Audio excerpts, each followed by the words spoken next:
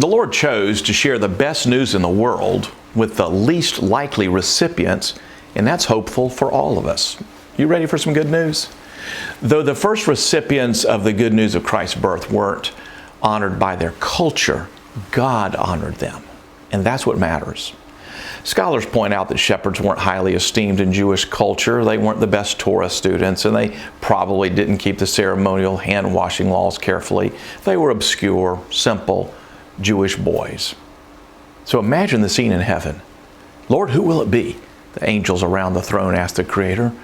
Who will be the first to get the news?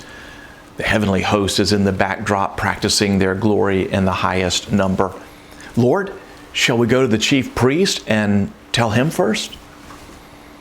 No, God says.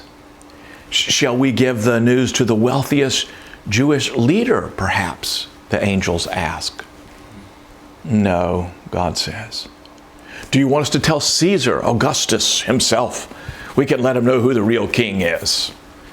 No, said the Lord, it shall be none of those. Who then, Lord? Who gets the honor?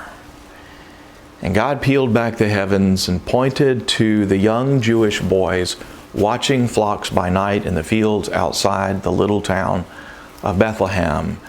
Go tell them. That's what I imagine God said with a smile.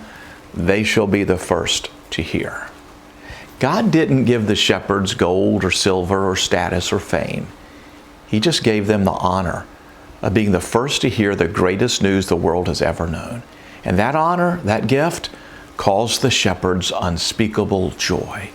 Every time you hear the story this Advent season, hear it addressed to you. God has honored you with the very best news. It's a cause for endless joy. And that's the gospel. That's today's daily devotion. You can get good news every single day by subscribing and letting others know to subscribe so that we can fill our hearts with good news of great joy.